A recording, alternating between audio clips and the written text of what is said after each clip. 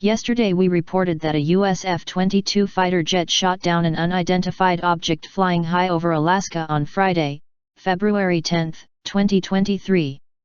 The object was described as cylindrical, silver-gray, and no visible propulsion and was reportedly about the size of a small car.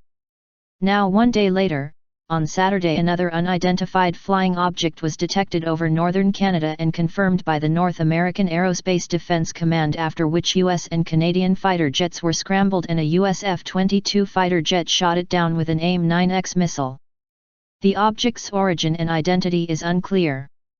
Then on Saturday night once again fighter jets were scrambled due to a radar anomaly, but the fighter jets failed to locate the new unidentified flying object detected over Montana after military shut down airspace over the radar anomaly. This means that in 1 week time 3 high-altitude airborne objects were shot down and they failed to locate another unidentified flying object detected on radar. February 4, 2023, Chinese spy balloon shot down off the coast of South Carolina. February 10, 2023, airborne object shot down over Alaska, dead horse.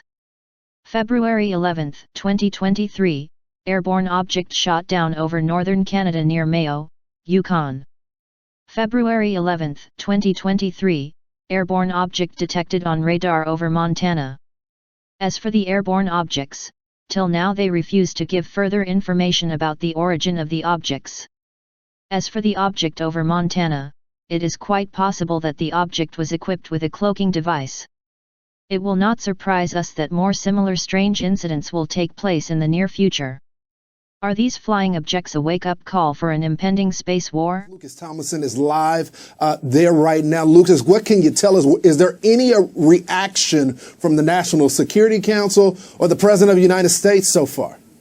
Well, NORAD, good evening, Lawrence. NORAD put out a timeline earlier about how we got here. That latest object was shot down over Canadian airspace in the Yukon territory, rugged territory, about 100 miles east of Alaska at 3:41 Eastern Time, about 11:41 local.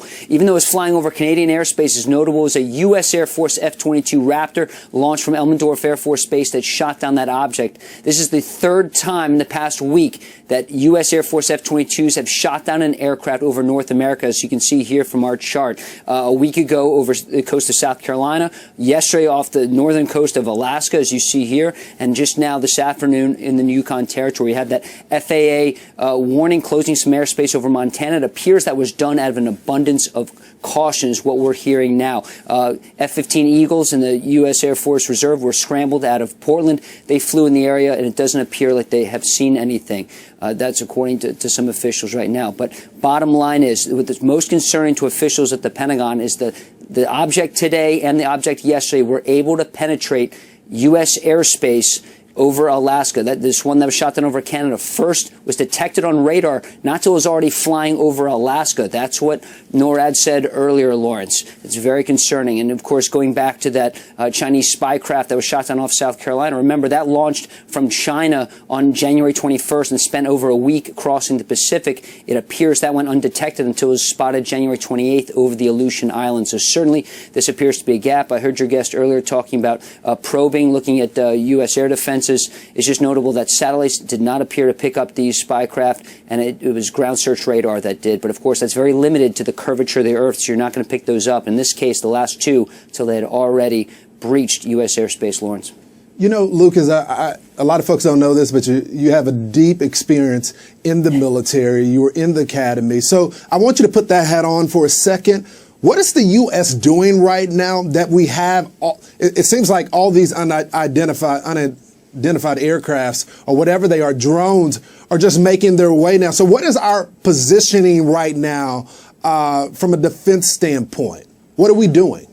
Well, Lawrence, you know when you're looking through old emails, you're trying to figure out where to find them. You're not just going through your emails one by one. You're doing keyword searches. The reason that some of these spy craft were detected during the Trump administration was because they're taking this data that they're collecting from these balloons and going back to the system. Because the U.S. military, civilian satellite companies, anyway, none of them get rid of that data. So they're going back, just like finding those old emails using keyword searches, finding out where these could have been detected. That's how they're going back and finding these. But it's very notable that, U.S. spy satellites for years. They've been looking at North Korean missile launches, ballistic missile launches, IR satellites flying over space. They're looking for those booms, explosions. Those are what gets picked up. They have a library of information. That's how they know what kind of missiles flying from North Korea, for example, the range and all that. It's about historical data. That data just does not exist with these balloons. So while the Pentagon on the classified side could have been tracking some of these balloons for years, certainly going back, let's talk about those UFOs that were seen off the USS Nimitz in the Pacific years ago. Remember, we had those fighter pilots saying they saw this unidentified craft. They're moving quickly.